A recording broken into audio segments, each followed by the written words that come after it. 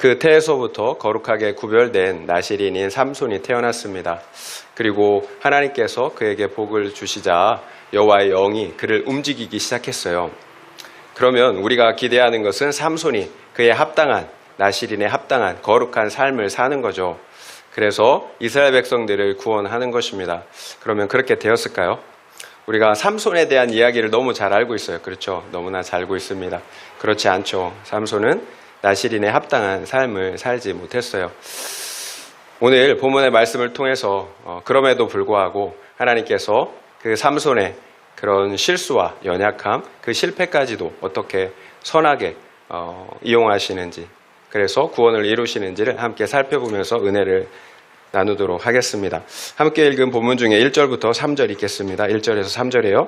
삼손이 딥나에 내려가서 거기서 블레셋 사람의 딸들 중에서 한 여자를 보고 올라와서 자기 부모에게 말하여 이르되 내가 딥나에서 블레셋 사람의 딸들 중에서 한 여자를 보았사오니 이제 그를 맞이하여 내 아내로 삼게 하소서 하매 그의 부모가 그에게 이르되 내 형제들의 딸들 중에나 내 백성 중에 어찌 여자가 없어서 내가 할례 받지 아니한 블레셋 사람에게 가서 아내를 맞으려 하느냐 하니 삼손이 그의 아버지에게 이르되 내가 그 여자를 좋아하오니 나를 위하여 그 여자를 데려오소서 하니라. 삼손이 딥나에 내려가서 블레셋 사람들의 딸들 중에서 한 여자를 보고 부모에게 이렇게 요청합니다. 내가 딥나에서 블레셋 사람의 딸들 중에서 한 여자를 보았으니 그 여자를 나의 아내로 삼게 해주세요. 삼손은 그러나 어떻게 해요? 이스라엘 사람이잖아요. 게다가 태에서부터 거룩하게 구별된 나실인이에요. 그런데 이방인과 결혼하겠다고 하는 거예요. 하나님은 불신 결혼에 대해서 뭐라고 말씀하셨나요? 신명기 7장 3절에서 4절 말씀 읽어드릴게요. 또 그들과 혼인하지도 말지니 내 딸을 그들의 아들에게 주지 말 것이요 그들의 딸도 내 며느리로 삼지 말 것은 그가 내 아들을 유혹하여 그가 여호와를 떠나고 다른 신들을 섬기게 하므로 여호와께서 너희에게 진노하사 갑자기 너희를 멸하실 것임이니라. 이처럼 여호와 하나님은 이방 족속과 결혼해서는 안 된다고 분명하게 명령을 하셨어요. 그 이유가 뭐예요? 내 아들을 유혹하여서 여호와 하나님을 떠나 다른 신들을 섬기게 할 것이라고 경고하셨죠. 그러면 여호와께서 진노하사 갑자기 너희를 멸하실 것이다. 그러면 삼손의 부모는 알고 있었나요? 삼손의 부모 역시 불신 결혼을 반대했어요. 내 백성 중에 여자가 없느냐? 이스라엘 백성 중에 내 아내를 맞이하라고 이렇게 삼손에게 타일렀죠. 그러나 삼손은 고집을 꺾지 않았어요. 내가 그 여자를 좋아하오니 나를 위해 그 여자를 데려오라고 땡깡을 부려요.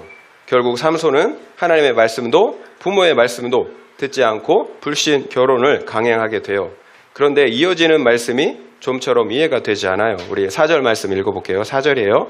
그때 블레셋 사람이 이스라엘을 다스린 까닭에 삼손이 틈을 타서 블레셋 사람을 치려 함이었으나 그의 부모는 이 일이 여호와께로부터 나온 것인 줄은 알지 못하였더라. 그때 블레셋 사람이 이스라엘을 다스린 까닭에 삼손이 틈을 타서 블레셋 사람을 치려 함이었다라고 말씀하고 있어요. 그렇다면 삼손이 이방인 여인을 사랑해서가 아니라 이스라엘을 구원하기 위한 목적으로 불신 결혼을 하겠다라는 거잖아요. 여러분 이해가 되시나요? 게다가 그의 부모는 이 일이 여호와께로부터 나온 것인 줄을 알지 못하였다라고 말씀해요. 그렇다면 삼손이 불신 결혼을 하려고 하는 이것이 하나님의 뜻이라는 거잖아요. 그래서 참 이해하기가 쉽지 않은 상황이에요. 그래서 제가 좀 설명을 드릴게요. 삼손은 이스라엘을 구원하려고 하는 마음을 가지고 있었어요. 분명해요. 이스라엘을 구원하려고 하는 그런 사사의 구원자의 마음을 가지고 있었어요. 사실이에요. 그러나 삼손이 불신 결혼을 하려고 하는 더 큰 동기가 있었어요. 이방 여인을 사랑했기 때문이죠. 그러니까 삼손이 불신 결혼을 하려는 그 이유는 이스라엘을 구원하려는 목적도 있었지만 더 큰 이유는, 더 큰 목적은 이방 여인을 사랑했기 때문이라는 거예요.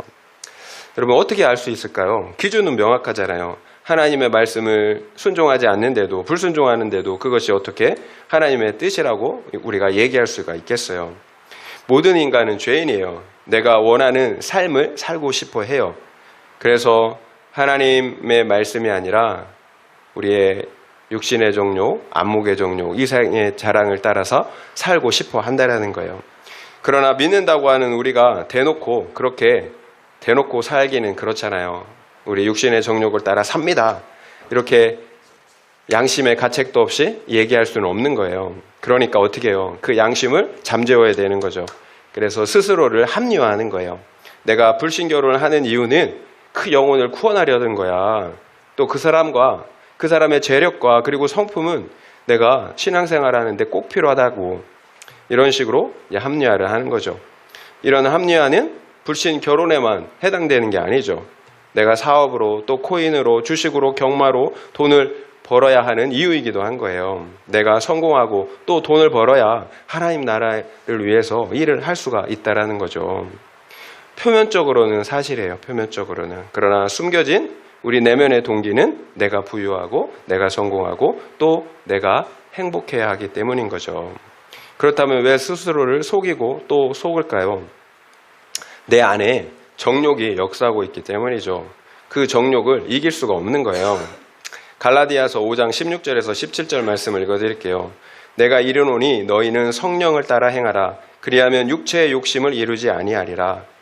육체의 소욕은 성령을 거스르고 성령은 육체를 거스르나니 이둘이 서로 대적함으로 너희가 원하는 것을 하지 못하게 하려 함이니라.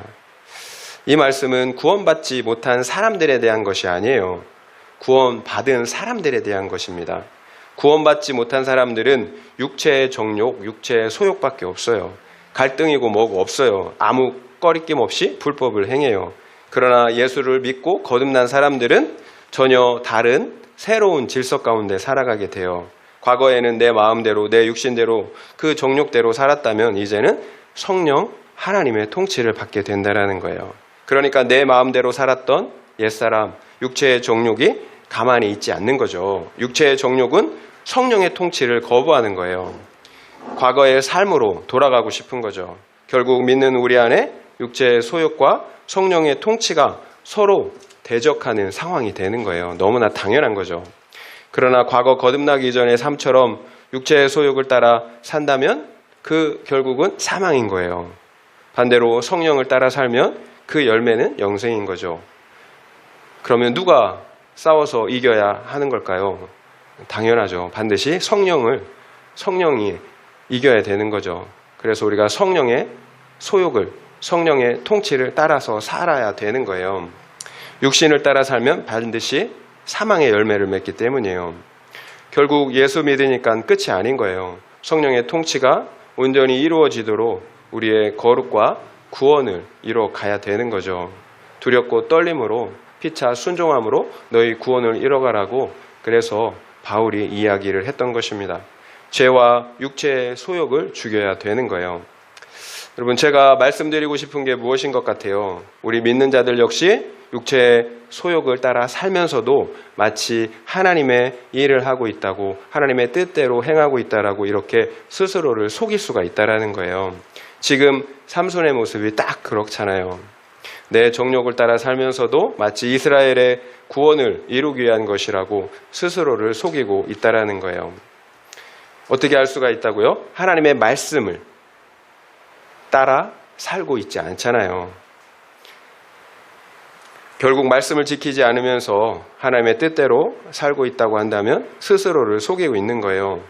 특별히 말씀을 보지 않는 사람들은 100%예요. 스스로를 속이고 또 속고 있는 거예요. 여러분, 말씀을 봐도 말씀대로 순종하기가 얼마나 힘듭니까? 그런데 말씀을 보지 않아요. 그러면 여러분 속고 있는 거예요. 나는 하나님의 뜻대로 살고 있는 것 같지만 나의 정욕을 따라 살고 있는 거예요. 또 이해할 수 없는 것은 그럼에도 이것이 하나님으로부터 나왔다라고 말씀하신다라는 거예요.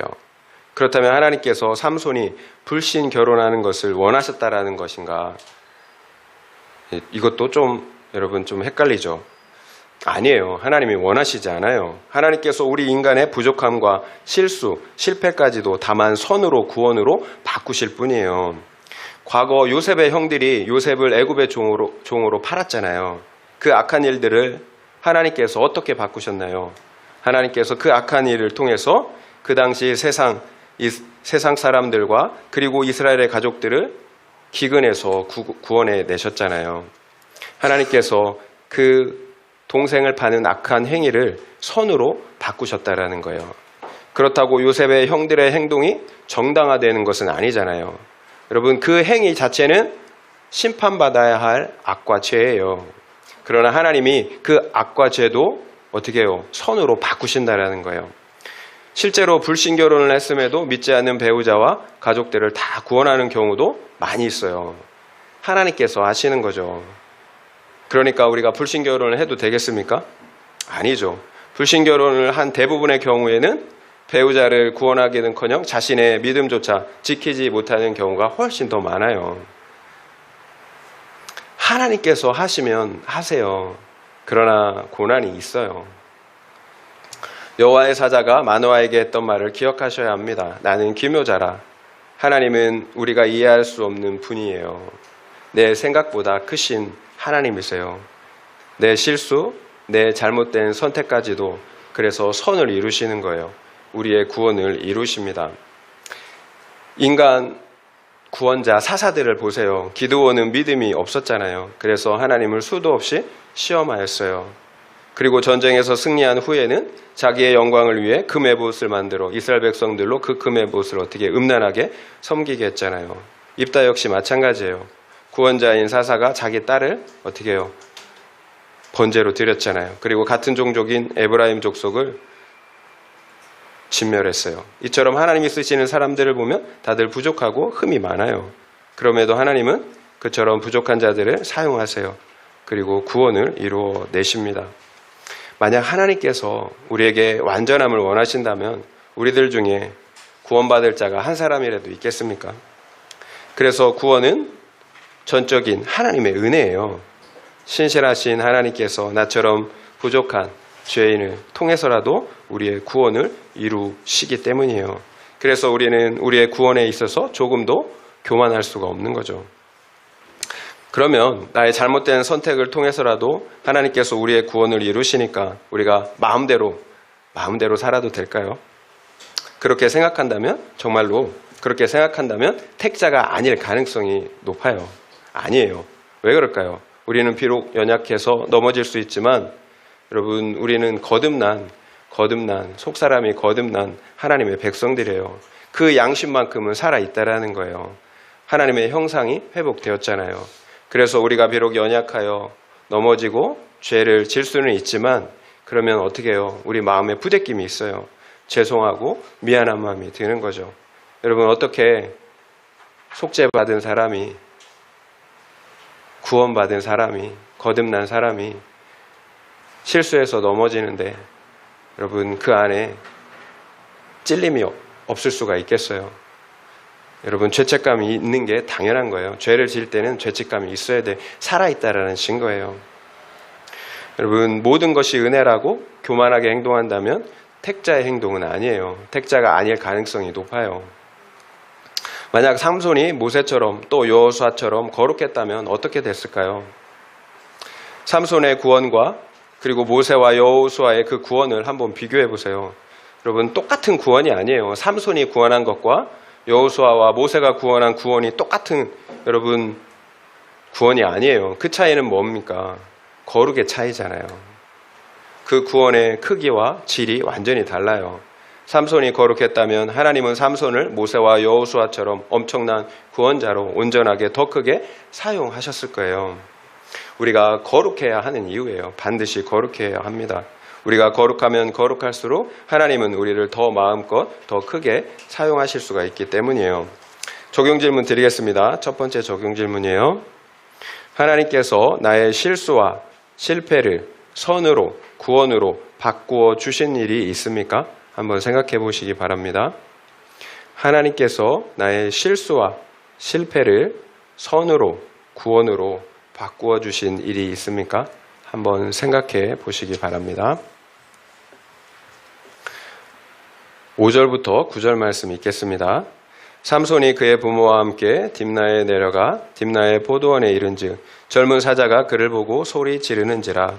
여호와의 영이 삼손에게 강하게 임하니 그가 손에 아무것도 없이 그 사자를 염소 새끼를 찌는 것 같이 찢었으나 찢었으니 그는 자기가 행한 일을 부모에게 알리지 아니하였더라.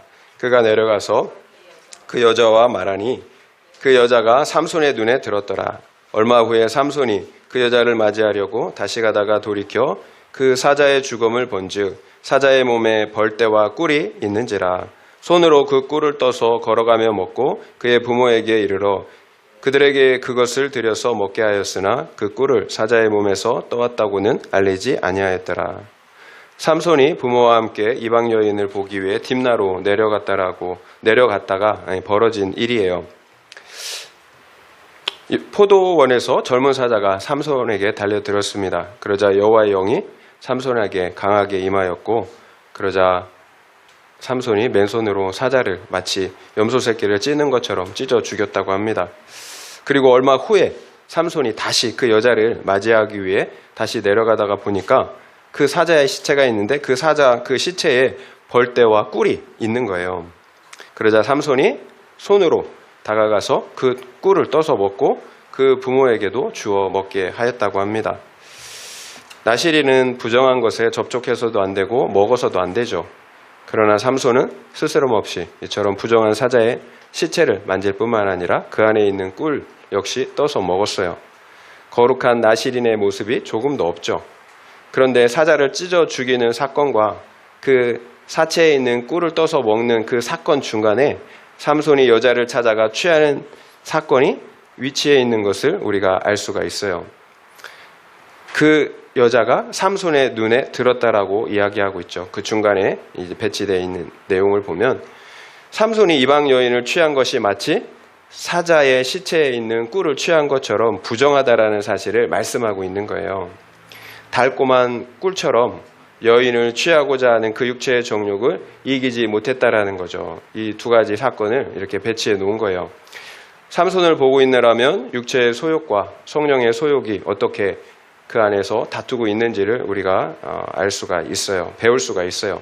삼손의 정욕은 그 여자를 좋아하는 거죠. 그래서 하나님의 말씀을 어기고 그 여자와 불신 결혼을 하게끔 하는 거죠. 그러면 성령의 소욕은 무엇인가요? 말씀을 따라 사는 거죠. 그래서 불신 결혼을 하지 않는 거예요. 신 결혼을 하는 것입니다. 그러나 삼손은 육체의 소욕을 따라 불신 결혼을 선택하고 말아요. 그렇다면 삼손은 왜 육체의 소욕을 따라 선택할 수밖에 없었을까요?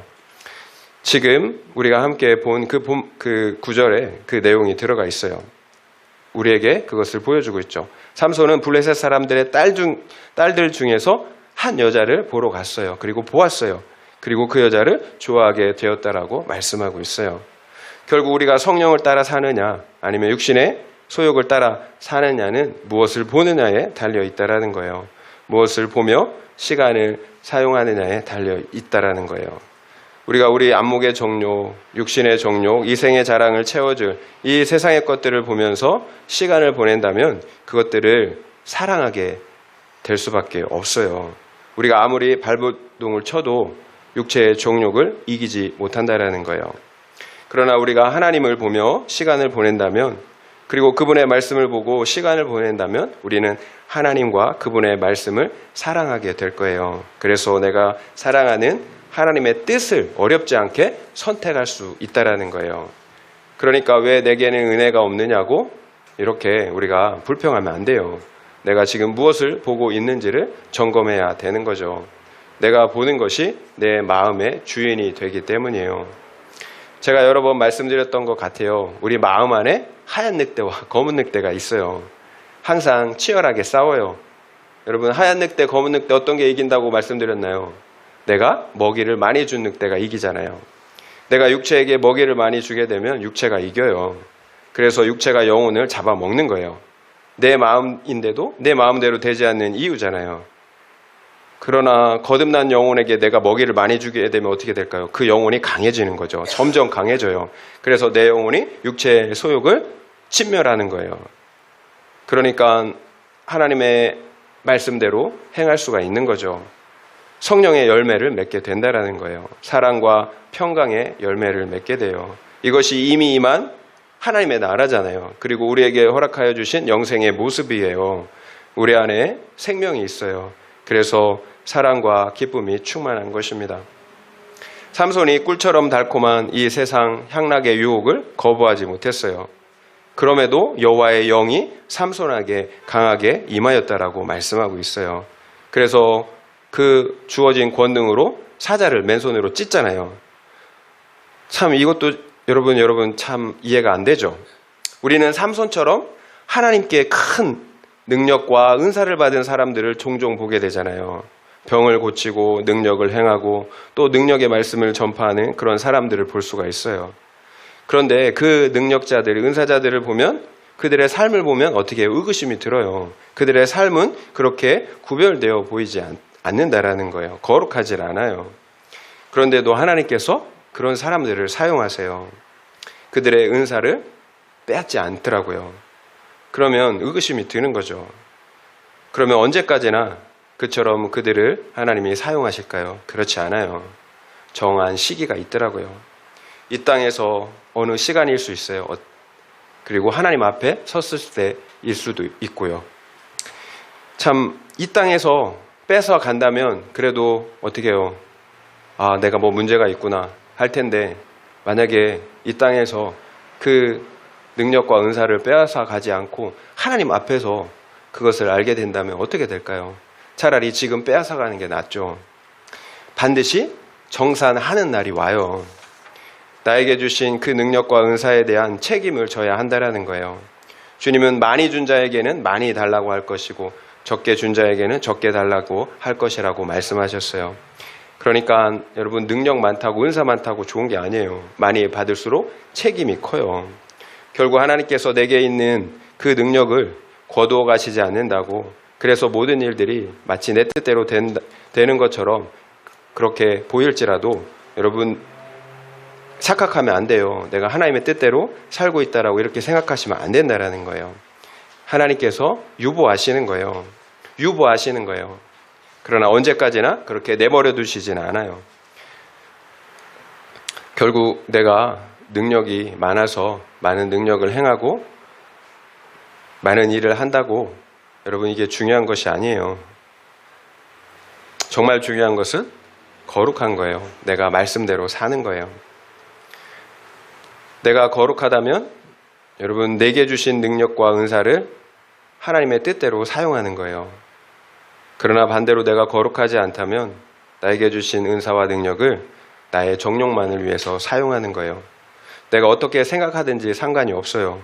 그 기준은 내가 거룩하느냐, 그래서 말씀대로 살고 있느냐라는 거예요. 그러면 나에게 주신 능력과 은사를 주님을 위해서 쓰는 거예요. 그렇지 않다면 나의 정욕을 위해서 쓰는 것입니다. 날카로운 칼이 의사의 손에 들리면 사람을 살리는 집도의 칼이 되는 거잖아요. 그러나 여러분 강도의 손에 들리면 사람을 죽이는 칼이 되는 거예요. 우리의 거룩에 달려있다라는 거예요. 은사와 능력이 있다고 반드시 그것이 거룩함이나 영적 성숙을 보장하는 것은 아닙니다. 심지어 우리에게 주신 그 큰 능력과 은사가 우리의 구원을 보장하지도 않아요. 그래서 능력보다 중요한 것이 거룩이고 우리의 열심보다 중요한 것이 거룩이에요. 거룩할 때만 생명이 있기 때문이에요. 거룩할 때만 하나님의 통로로 온전하게 쓰임받을 수가 있기 때문이에요. 저는 지난주에 많은 단체에서 이단으로 지정한 유광수의 다락방에 대한 그 피해 영상을 보았어요. 제가 2년 전에 이게 방송했는데 몰랐더라고요. 2년 전 PD수첩에서 방영한 내용인데 여러분 솔직히 보고 제가 많은 충격을 받았어요. 다락방에 대해서 저는 그래도 그렇게 나쁘게까지는 생각하지 않았거든요. 다락방 목회자들이 유흥지점에서 술을 마시고 또 여종업원들과 음행하는 것을 이렇게 보도하더라고요. 그리고 목회자들이 여성도들을 성적으로 이렇게 유린하는 것을 보았어요. 그리고 성도들의 헌금으로 고급차와 시계를 사 모으면서 호화 생활을 하는 것도 보았어요. 그러면서도 죄책감이 없어요. 마치 양심에 화인 맞은 것처럼 당연하게 생각해요. 왜 그럴까 생각해 봤어요. 그들이 가진 거짓된 교리 때문에 그런 거예요. 십자가에서 예수님께서 우리의 모든 죄를 다 해결해 주셨다라는 거예요. 맞는 말이잖아요. 맞는 말이에요. 그래서 예수를 믿으면 어떤 행위를 해도 괜찮다고 하는 거죠. 이것은 틀린 말이에요. 앞에 있는 말씀은 맞는 말이지만 뒤에 있는 말씀은 틀린 말이에요. 어떤 행위를 해도 괜찮다. 예수님이 십자가에서 우리의 죄를 다 사해 주셨으니까. 스스로 속이는 거죠. 정욕에 속는 거예요. 내 안에 있는 정욕을 합리화하는 거죠. 그러니까 죄책감을 느끼지 않는 거예요.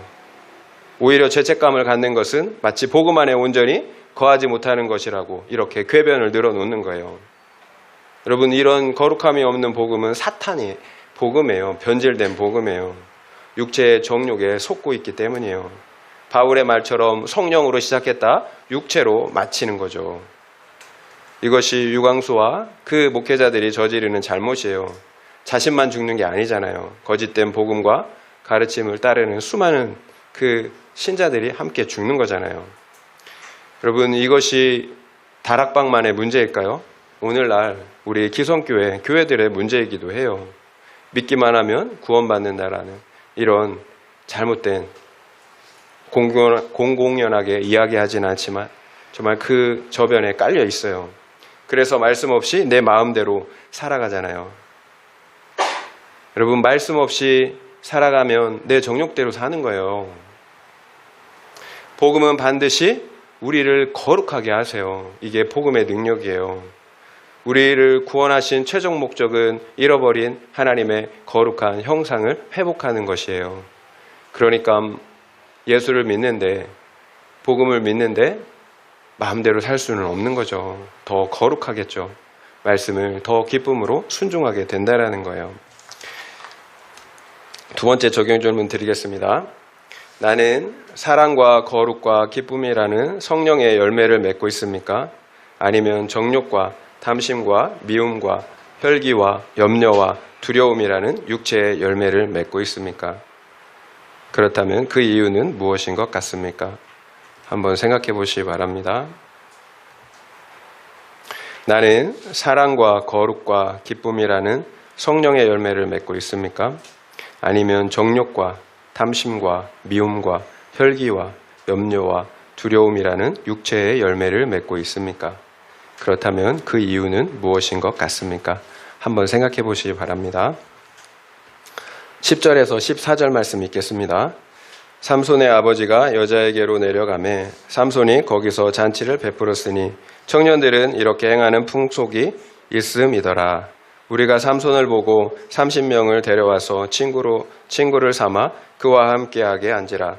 삼손이 그들에게 이르되 이제 내가 너에게 수수께끼를 내리니 잔치하는 이래 동안에 너희가 그것을 풀어 내게 말하면 내가 배우 30벌과 겉옷 30벌을 너희에게 주리라. 그러나 그것을 능히 내게 말하지 못하면 너희가 내게 배우 30벌과 겉옷 30벌을 줄지니라 하니 그들이 이르되 내가 수수께끼를 내면 우리가 그것을 들으리라 하매 삼손이 그들에게 이르되 먹는 자에게서 먹는 것이 나오고 강한 자에게서 단 것이 나왔느니라 하니라.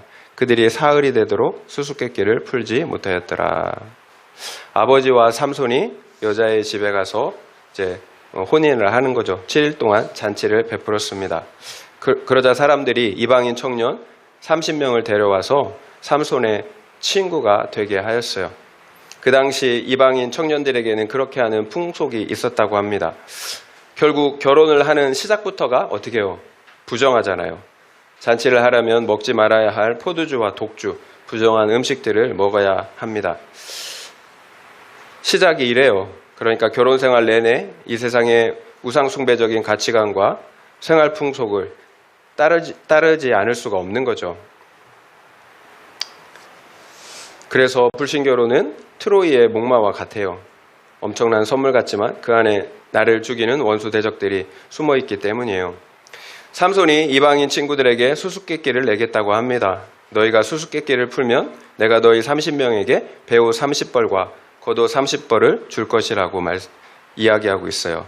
그러나 너희가 수수께끼를 풀지 못하면 너희가 내게 배우 30벌과 겉옷 30벌을 줘야 한다고 합니다. 친구들이 좋다고 해서 이렇게 해서 이제 수수께끼를 내게 됩니다. 우리가 아는 수수께끼예요. 먹는 자에게서 먹는 것이 나오고 강한 자에게서 단 것이 나왔느니라. 삼손이 사자를 죽이고 꿀을 취한 경험담을 이렇게 수수께끼로 내는 거죠. 자신의 경험담에서 나온 이 사적인 수수께끼를 누가 풀 수가 있겠어요. 그러니까 역시 아무도 풀지를 못해요. 이어지는 15절에서 20절의 내용을 보면 친구들이 삼손의 그 아내를 협박하는 내용이 나와요.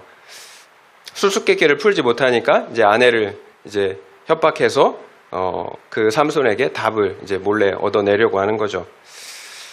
남편을 깨워서 네가 수수께끼를 우리에게 알려달라는 거예요. 그렇지 않으면 너와 내 아버지의 집을 불사르겠다라고 협박을 해요. 그러자 그의 아내가 울면서 삼손에게 수수께끼의 답을 알려달라고, 당신이 나를 사랑하지 않고 미워하기 때문에 답을 알려주지 않는 것이라고 삼손을 달달 볶아대는 거죠. 어쩔 수 없이 삼손은 아내에게 그 답을 말해주잖아요. 결국 삼손은 친구들과의 내기에서 지고 말죠. 그 결과 삼손은 그 30벌의 옷을 마련해야 했습니다. 그리고 삼손은 심히 노하여 아버지의 집으로 돌아갔고, 삼손의 아내는 삼손의 친구였던 사람들 중에 한 사람에게 주어졌다고 합니다. 삼손의 모습 속에 구별된 믿는 자의 모습이 조금도 없죠. 이스라엘을 구원하는 그런 구별된 모습이 조금도 없어요. 오히려 이방인들에게 수치와 조롱을 당하고 있어요. 왜 쓸데없이 삼손이 수수께끼를 냈을까요? 그리고 내기를 했을까요? 누가 사자를 맨손으로 죽일 수가 있겠느냐? 그리고 누가 이런 수수께끼를 풀 수가 있겠느냐? 결국 삼손은 자신의 힘과 지혜를 자랑하고 싶었던 거예요. 이생의 자랑, 육신의 정욕, 이생의 자랑. 누가 삼손에게 그와 같은 힘과 능력을 주었나요? 하나님이시잖아요. 그러나 삼손은 하나님께 받은 그 모든 것들을 마치 내 것인 것 마냥 여겼어요. 그래서 자랑하려고 했던 것입니다. 이것이 교만이잖아요. 우리 역시 마찬가지잖아요. 내가 받은 은혜와 능력들을 대놓고 자랑하면 눈치채니까, 없어 보이니까 은근히 자랑해요. 돈 자랑, 자녀 자랑, 건강 자랑, 미모 자랑, 학벌 자랑, 대놓고 자랑하지 않아요. 은근히 자랑하죠.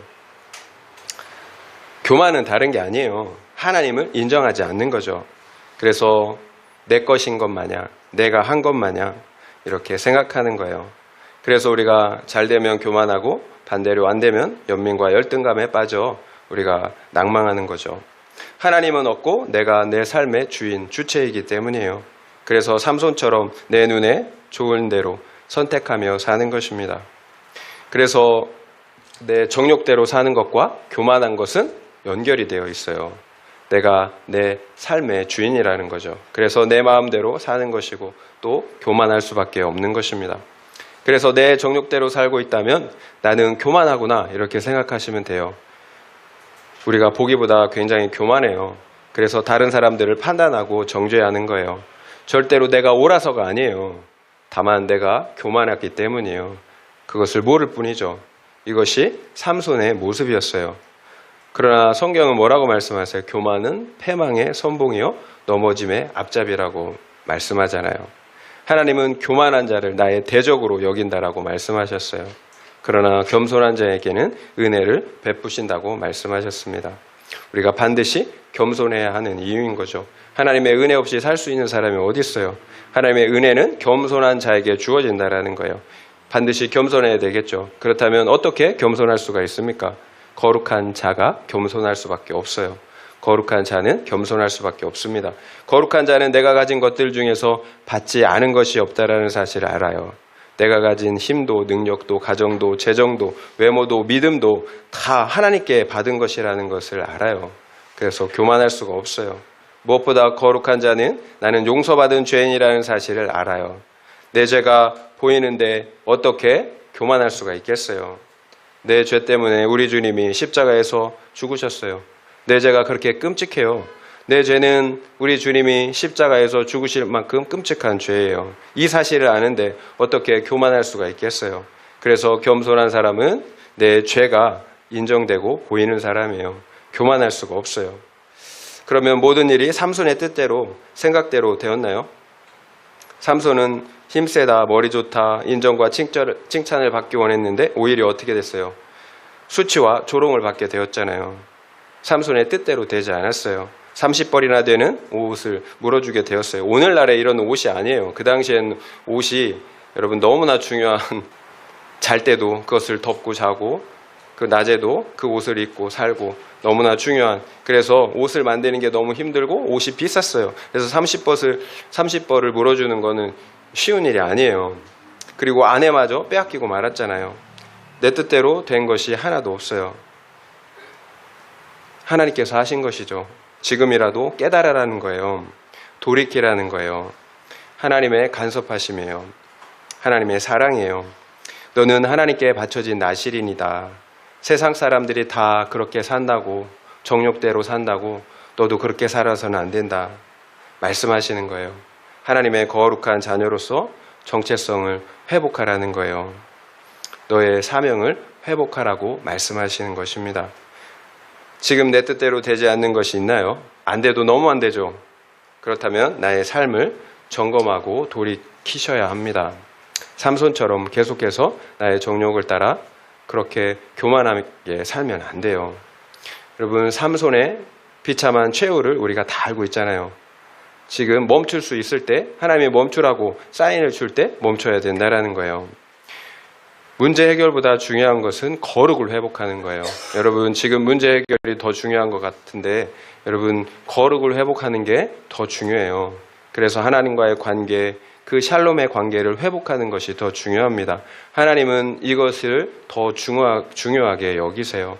그래서 내 뜻대로 되지 않도록 하나님이 간섭하시는 거예요. 5월 11일 월요일 묵상간증 간증자의 간증 나눔을 나누려고 합니다. 3대째 모태신앙인인 저는 부모님의 반대를 무릅쓰고 예술대학에 진학했고 부모님의 인정을 받고 싶어 누구보다 치열하게 공부했습니다. 그러다 국전에서 대상을 받고 그때 받은 상금으로 시작한 사업이 벤처 열풍과 맞물려 승승장구했습니다. 그러자 저는 교회를 떠나 술과 음란에 빠져 살았습니다. 대학 졸업 전에 사업을 시작한 저는 누구 밑에서 일해본 적이 없어 교만했습니다. 대기업과 거래하며 임원들에게 인정을 받으니 학창시절의 서름을 보상받는 것 같아 그저 기쁘기만 했습니다. 그렇게 바라던 대로 다 이루어진 환경에서 자고해지니 인정 중독과 옳고 그름의 포로가 되어 의뢰인들과 잦은 마찰을 일으켰습니다. 그러던 중 갑작스러운 세무조사, 결혼 실패, 추락사고 등 저의 해, 달, 별이 떨어지는 사건이 연이어 찾아왔습니다. 그렇게 무너진 저는 자기 옷을 찢으며 크게 슬퍼한 다윗같이 애통한 마음으로 회개하며 10년 만에 교회로 돌아와 신앙을 회복했습니다. 그러나 여전히 공동체의 질서에 순종이 되지 않아 사역자와 소그룹 리더들을 판단했습니다. 그럼에도 공동체를 떠나지 않고 계속 예배를 드리니 인격에 순종하지 말고 역할에 순종하라는 말씀이 들렸습니다. 여호와의 기름 부음을 받은 사울을 자기 손으로 죽이지 않은 다윗이 이해될 때쯤 제 악한 마음과 리더들을 힘들게 한 행동이 떠올라 두려웠습니다. 그제야 교회 소그룹 리더의 권면이 마음에 안 든다고 속으로 너나 잘하세요 하며 버릇없이 군 행동들이 내 피가 내 머리로 돌아오게 하는 큰 죄임을 깨닫고 떨며 회개했습니다. 보면 간증자는 삼손과 같은 능력을 어떻게 해요? 자신의 것으로 착각했잖아요. 그래서 교만하여서 술과 음란에 빠져 정욕대로 살았습니다. 하나님께서 주신 그 능력과 달란트를 자신의 정욕만을 위해서 사용했다라는 거예요. 그러나 하나님은 그런 간증자를 그냥 내버려 두시지 않았어요. 세무조사, 결혼 실패, 추락사고와 같이 내 뜻대로 되지 않은 사건을 통해서 회개하고 돌이킬 수 있게 하셨어요.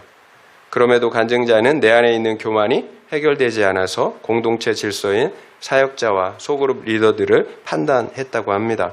그러면 언제 그 교만의 죄를 깨닫고 회개할 수 있었나요? 말씀이 들렸기 때문이죠. 솔직히 지금 이 자리에 계시면서 말씀이 들리지 않을 수 있어요. 그래서 지금 제가 드리는 말씀이 이해되지 않을 수 있고요. 또 반발하는 마음이 들 수도 있습니다. 그럼에도 간증자가 잘한 것은 공동체를 떠나지 않는 거예요. 우리도 마찬가지예요. 어떻게 모든 말씀이 나에게 다 동의가 되겠어요? 다 인정이 되겠어요? 여러분, 그럼에도 공동체를 떠나지 않는 거예요. 그리고 계속해서 하나님의 말씀을 듣는 것입니다. 하나님은 설득해 가세요. 우리의 삶을 통해서 또 계속되는 말씀을 통해서 우리를 설득해 가세요. 그래서 우리를 반드시 구원으로 인도하십니다. 우리가 해야 하는 것은 여러분 공동체 안에 있는 거예요. 때로는 그 말씀이 이해되지 않을 수 있어요. 그러나 여러분 구속사 말씀의 공동체를 떠나서는 안 됩니다. 말씀을 듣는 그 구조 속에 있어야 된다는 거예요. 그래야 우리 안에 역사하는 교만과 정욕의 죄를 볼 수가 있어요. 그래야 해결할 수 있잖아요. 말씀 외에 우리의 죄를, 그 정욕의 죄를, 교만의 죄를 보게 할 수 있는 게 무엇이 있겠어요? 말씀 외에. 여러분, 그래서 우리가 말씀을 가까이 해야 되는 거예요. 말씀을 듣는 구조 속에 있어야 되는 거예요. 그래야 우리 안에서 우리를 죽이는, 참으로 우리의 원수, 우리를 죽이는 그 정욕과 교만을 죽일 수가 있기 때문이에요. 말씀만이 우리의 죄를 비추어 드러내는 능력이 있어요. 그리고 말씀만이 우리의 죄를 죽이고 거룩해 하는 능력이 있습니다. 그래서 말씀의 자리를 지키고 또 그리고 말씀을 우리가 매일매일 묵상해야 되는 거예요. 세 번째 적용 질문 드리겠습니다. 내가 지금 없어서 힘든 것은 무엇입니까? 거룩함입니까? 그래서 하나님과 친밀한 사귐을 갖는 것입니까? 아니면 세상 성공과 재물과 능력이 없어서 사람들에게 인정을 받지 못하는 것입니까? 한번 생각해 보시기 바랍니다. 내가 지금 없어서 힘든 것은 무엇입니까? 거룩함입니까? 그래서 하나님과 친밀한 사귐을 갖지 못하는 것인가요? 아니면 세상 성공과 재물과 능력이 없어서 사람들에게 인정을 받지 못하는 것입니까? 한번 생각해 보시기 바랍니다. 말씀을 마무리하겠습니다. 삼손은 하나님께 온전히 바쳐진 나시린이었어요. 그럼에도 철저히 자기 중심적인 정욕적인 삶을 살았습니다. 그러나 하나님은 삼손을 통해서 이스라엘을 구원하시기 시작하셨어요. 절대로 삼손 때문이 아니었어요. 하나님의 신실하심 때문이었어요. 하나님께서 삼손을 통해 이스라엘을 구원하시기로 약속하셨기 때문이에요. 결국 하나님은 나의 연약함과 실패와 죄악 속에도 실패하지 않으세요. 반드시 당신의 뜻을 이루십니다. 그래서 우리의 구원을 이루세요. 그러면 나는 아무렇게나 살아도 될까요? 우리가 어떻게 살아도 하나님께서 나를 구원하신다면 어떻게 살아도 될까요? 택자는 절대로 그렇게 생각할 수가 없다고 말씀드렸어요. 택자는 비록 연약해서 넘어지지만, 그래서 죄를 짓지만 여러분 늘 하나님께 죄송한 마음을 가지고 있어요. 하나님을 사랑하기 때문이에요. 하나님을 사랑해요. 십자가에서 받은 그 사랑, 그 용서 때문에 우리 역시 하나님을 사랑해요. 그래서 회개하고 돌이키는 거예요. 양심에 화인 맞은 자처럼 죄 짓는 것을, 하나님이 싫어하는 죄 짓는 것을 그렇게 당연하게 생각할 수 없어요. 연약하여 넘어지지만 그 속사람, 양심만큼은 거듭났기 때문이에요. 그래서 하나님을 사랑하기 때문이에요. 무엇보다 중요한 사실은 우리가 거룩할 때 하나님께서 우리를 더 온전하게, 더 크게 사용하실 수가 있다는 것입니다. 우리가 반드시 거룩해야 하는 이유였어요. 그러나 내가 거룩하지 못하다면 나는 그저 다른 영혼을 구원하는 도구로만 쓰여지고 버림받을 수가 있어요. 사울이 그랬잖아요. 사울 왕이 이스라엘 구원하였지만 그는 버림받았어요. 유다가 그랬잖아요. 그래서 외적인 능력보다 거룩이 능력이에요. 순종이 능력입니다. 그렇다면 거룩해야 되겠죠. 어떻게 거룩할 수가 있었습니까? 육체의 소욕을 따라 살면 안 돼요. 반드시 성령의 소욕을 따라 살아야 합니다. 성령을 따라 살아야 되는 거예요. 우리가 무엇을 보느냐에 달려 있습니다. 내가 보는 것을 사랑하기 때문이에요. 세상을 보면 세상을 사랑하게 되어 있어요. 이성을 계속해서 보면 그 이성을 사랑하게 되어 있고요. 그리고 세상의 성공과 부귀영화를 바라보면 그것들을 사랑하게 되어 있어요. 그것들이 반드시 우리의 마음을 차지하게 되어 있습니다. 그래서 우리가 하나님의 얼굴을 바라봐야 되는 거예요. 하나님의 얼굴을 바라봐야 합니다. 말씀 안에서, 기도 안에서 하나님의 얼굴을, 하나님의 말씀을 바라봐야 되는 거예요. 그러면 하나님을 사랑하게 돼요. 말씀을 사랑하게 돼요. 그래서 그 말씀대로 뜻대로 우리가 순종할 수가 있어요. 이게 거룩이잖아요. 여러분, 사랑하면, 말씀을 사랑하면 그 말씀을 순종하게 되어 있어요. 무엇을 보느냐에 달려 있어요. 결국 거룩은 무엇을 보느냐에 달려 있습니다. 여러분, 많은 시간들이 있죠. 어떤 것을 봐도 괜찮다고 생각하시면 안 돼요. 그것이 여러분의 마음을 차지합니다. 하나님의 말씀을 보시기 바라요. 기도 안에서 하나님의 얼굴을 보시기 바랍니다.